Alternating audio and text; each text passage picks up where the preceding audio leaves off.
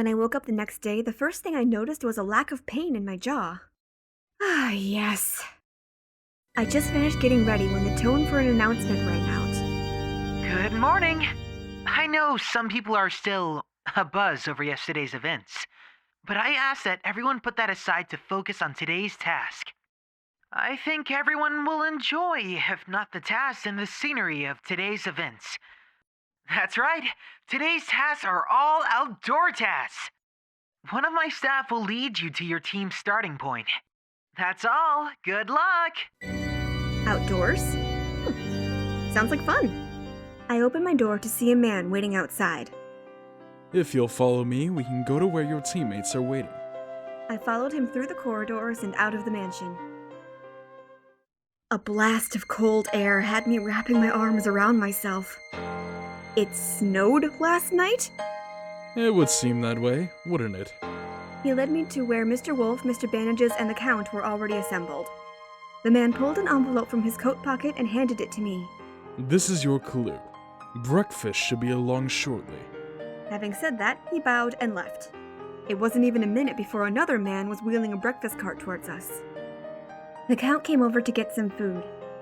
I heard you had quite the experience yesterday. How are you feeling? Mr. Bandages pushed between the Count and I to get his own food. What's the clue say? We'll get to that after we eat. The food won't stay hot long in this weather. The sooner we get it done, the sooner we can get back inside where it's warm. Food first. Fine. Once we finished eating, I opened the envelope and pulled out the clue. A gust of wind almost ripped it from my hands, but I held on. This wind is really strong. The clue? Right. It says, find one standing tall and still, find another of same face, and realize that nothing is identical. There is also this map. Let me see that. He snatched it out of my hand. The Count snatched it back. With all due respect, I don't trust you with our only map. My navigational skill will probably be far more helpful. Can I see it? Of course. The Count handed it over easily. You trust him with it and not me? Yes. Why, you! Oh, you are all children. How about I decide who should keep the map? I am the leader, after all. That's a splendid idea. Yeah, you should decide. He handed the map back to me. I think... I sneezed, stopping me from voicing my decision. It's freezing out here. Oh?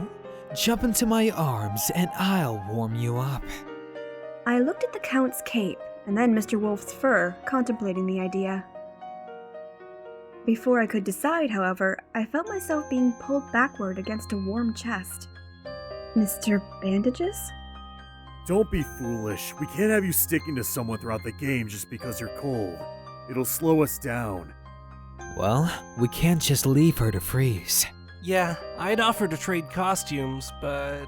Ooh, I know. Here, Miss Archer, you can use my cape. He quickly removed his cape and helped me put it on. Let's just get on with this game. Is that jealousy I detect? What do I have to be jealous of? Well, for one thing, you're still freezing. I've had to put up with worse than this for on-location shoots. Let's just get this over with already. Ah, right. Miss Archer, you were gonna say who should keep the map? You know what? Throw caution to the winds. I think Mr. Bandages should keep the map. Are you sure about this? Not exactly. Mr. Bandages snatched the map from my hand again. He looked at it and started striding off. The Count, Mr. Wolf, and I shared a look before shrugging and following him. At least we won't be alone if we get lost. Did we come through here before? I think... Keep moving. Okay, now I'm certain we've been here before. I did say we shouldn't give him the map. I can still hear you, you know. I know. That's the point. Okay, it was amusing at first, but now it's just annoying. Give me the map, Mr. Bandages. No, I know where. We've been here 5 times already. Mr. Bandages, give the map to the Count. Fine. He grudgingly handed the map to the Count. The Count looked at it for a moment before laughing. We're going the wrong way. The Count turned around and walked off, leaving us with no option but to follow him. We trekked on and found ourselves faced with a white statue of Kippy. Kippy again? Again? Yeah, the sliding puzzle from the first task was of Kippy.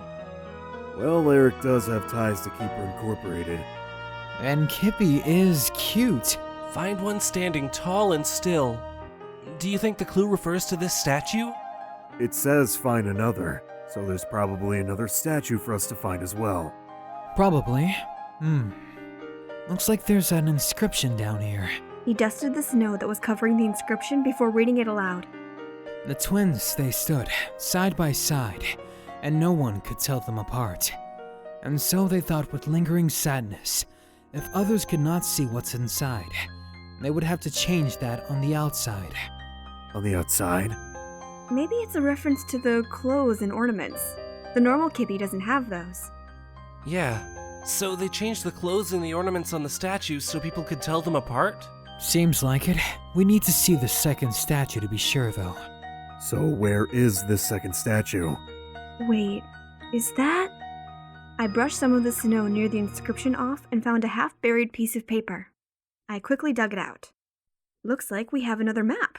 Count, I think it will be safest in your hands. But of course. He looked at the map before walking off, leaving the rest of us to follow. A sudden gust of wind had my grip on the cape tightening. Fuck. The sound of Mr. Bandage's cursing had me turning around just in time to see the Count move in front of him. What? Grab my mask! At that moment, I saw Mr. Wolf chase after a flying black object, which I could only assume was Mr. Bandage's mask. Seeing that Mr. Wolf was having no luck actually catching it, I gave chase.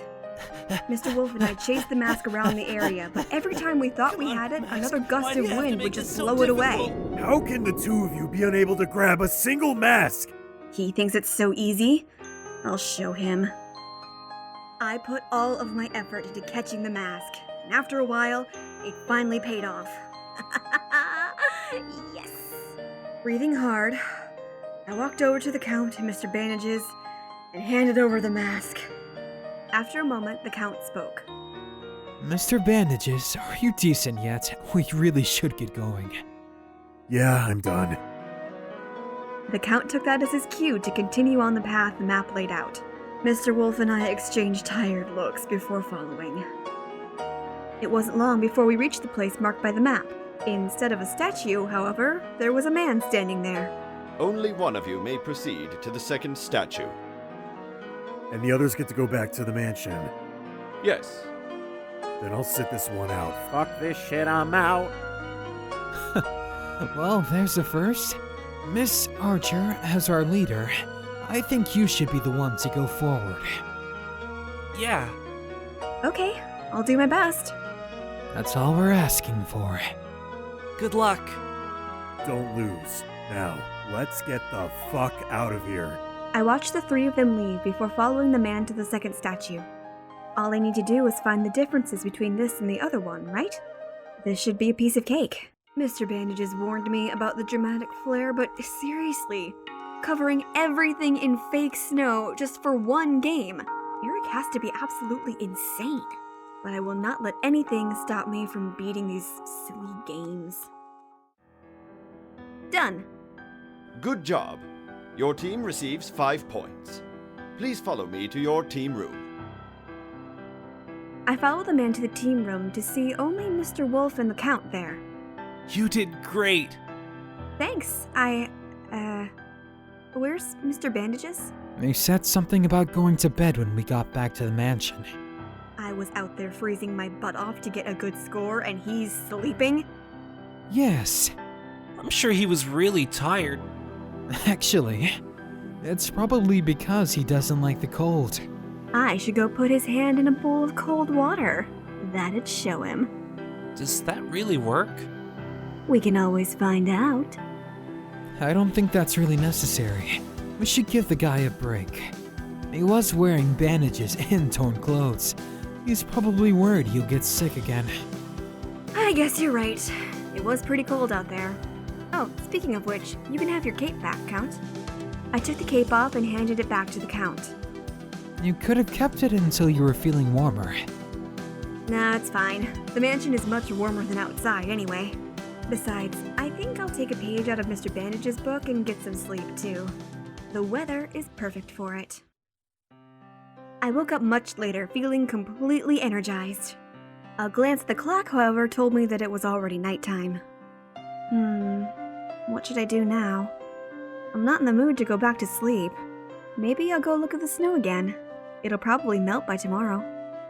I thought about putting my archer costume back on, but decided against it. My onesie was much warmer. I just put on my mask instead. After my late-night run-in with Erik, I decided I was better safe than sorry. It didn't take me long to get outside. This place is really beautiful covered in snow. The sound of footsteps had me straining to make out the figure approaching me. Is that Mr. Bandages? Mr. Bandages was so startled that he almost dropped his camera. Who said that? His head whipped around, trying to locate me. After a moment, his eyes finally locked onto mine. Miss Archer, what are you wearing? My Kippy onesie? Right. It's warmer than my costume, and probably yours, I'd wager. A strong mind can overcome any temperature. But a weak body will not. Are you trying to get sick again? Of course not. Unlike some people, I don't throw myself into harm's way. I did not throw myself. Hey, no need to explain yourself to me. You can keep throwing yourself at people all you want. I clenched my fist when he simply turned to walk away. Oh, I'll throw something, all right. I quickly made a snowball and threw it at his head. What? Bullseye! Ouch! What the hell? He turned to see my grinning face and glared. If you think I'm going to let you get away with that, you're dead wrong! He quickly scooped up some snow, and I darted behind a tree just in time to avoid getting hit with the snowball he threw at me. I ducked low, gathering snow to make a number of snowballs. You're hiding like a coward? No, I'm a strategist. I started pelting him with snowballs, making sure to move around so he wouldn't be able to get a clear shot. Hey, unfair! You can't throw more than one at once! What happened to the rules? There aren't any rules. It's a free-for-all. Oh, a free-for-all, huh? I watched in horror as he charged through the volley of snowballs I was sending his way. Oh, crap! Before I had time to move, he tackled me to the ground. I win. You can't win that way. Why not? You said there were no rules.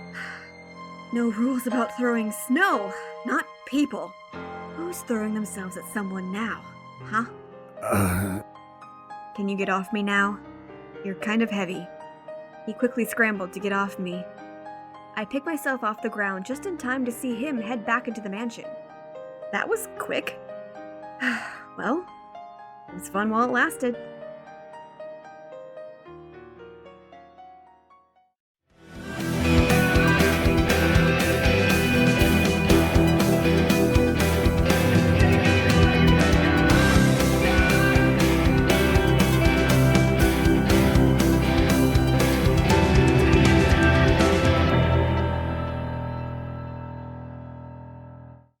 Let's project.